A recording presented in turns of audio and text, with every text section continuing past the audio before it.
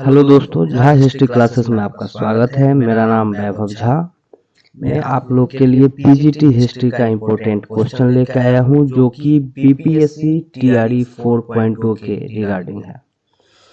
हम लोगों ने पिछले क्लास में 4 पार्ट में हम लोग सिंधु घाटी सभ्यता को कवर किए। उसमें काफ़ी इम्पोर्टेंट क्वेश्चन था, जिसको हम लोग देखें उसको। आज जो है हम लोग नए टॉपिक की शुरुआत कर रहे हैं, वैदिक सभ्यता, जिसका पार्ट 1 है।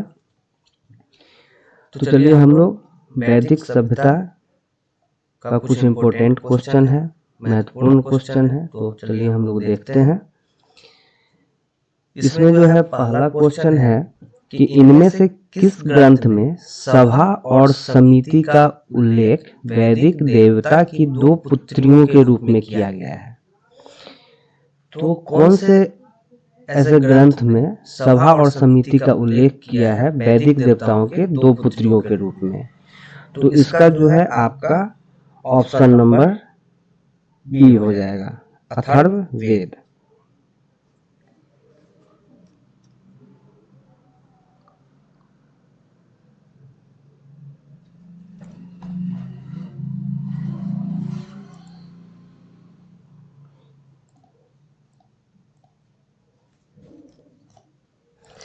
चलिए नेक्स्ट क्वेश्चन की तरफ चलते हैं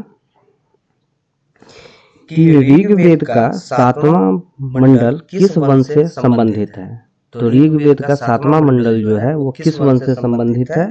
तो वो जो है आपका ऑप्शन नंबर ए वशिष्ठ हो जाएगा। नेक्स्ट क्वेश्चन की तरफ चलते हैं कि प्रारंभिक वैदिक काल में वज्रपति कौन था? यानी प्रारंभिक वैदिक काल में वज्रपति कौन थे? तो इसमें जो है आपका ऑप्शन नंबर जो है ए हो जाएगा कि योद्धा समूहों के प्रमुखों का नेतृत्व करने वाला अधिकारी। तो ऑप्शन नंबर ए। अब हम नेक्स्ट क्वेश्चन की तरफ चलते हैं कि किस ग्रंथ से यह स्पष्ट हो जाता है कि वैदिक सभा और समिति 2 भिन्न संस्थाएं थी?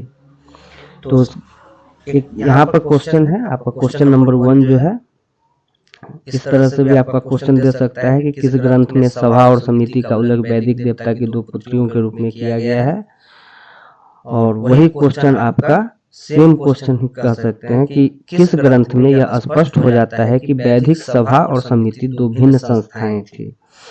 तो क्या थी? 2 भिन्न संस्थाएं थी। तो इसका ऑप्शन नंबर जो है बी हो जाएगा, अथर्ववेद। नेक्स्ट क्वेश्चन की तरफ चलते हैं। निम्नलिखित में से किस पुरोहित ने गायत्री मंत्र का संकलन किया था? तो कौन से पुरोहित थे जो गायत्री मंत्र का संकलन किया था? तो वो आपका जो है ऑप्शन नंबर बी हो जाएगा, विश्वामित्र। अब हम नेक्स्ट क्वेश्चन की तरफ चलेंगे। निम्नलिखित पुरोहितों में से कौन यज्ञ के संपादन का निरीक्षण करता था? तो यज्ञ के संपादन का निरीक्षण कौन करता था? इसका जो है ऑप्शन आपका हो जाएगा ऑप्शन नंबर बी, ब्रह्म।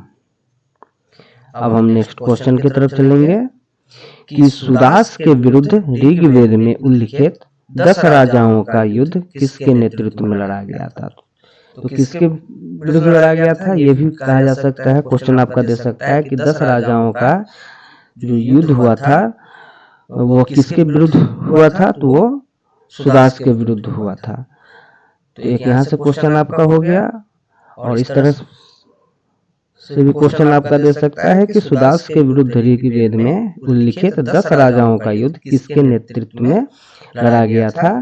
तो ये जो होगा ऑप्शन नंबर बी, विश्वामित्र के नेतृत्व में लड़ा गया था। तो यहाँ से 2 क्वेश्चन हो गया आपका। किसके विरुद्ध में लड़ा गया था ये 10 राजाओं का युद्ध? तो सुदास के विरुद्ध में लड़ा गया था। और किसके नेतृत्व में लड़ा गया था 10 राजाओं का युद्ध? तो ये जो है आपका विश्वामित्र के नेतृत्व में लड़ा गया था।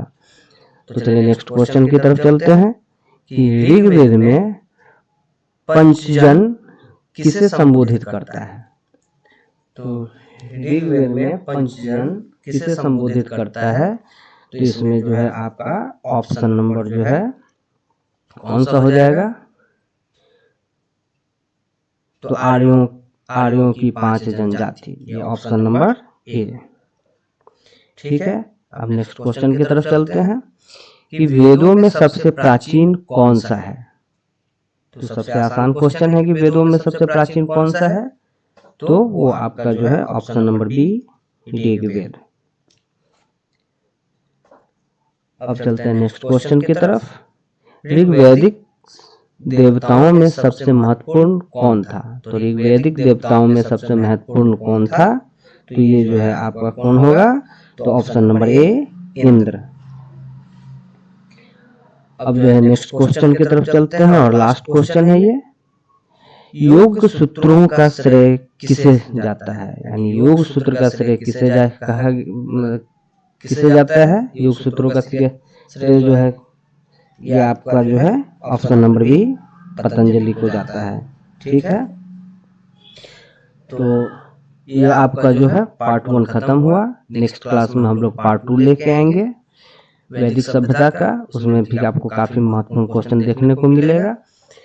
तो ये जो है कोशिश रहेगा कि 3 पार्ट में ही इसको कंप्लीट कर दे।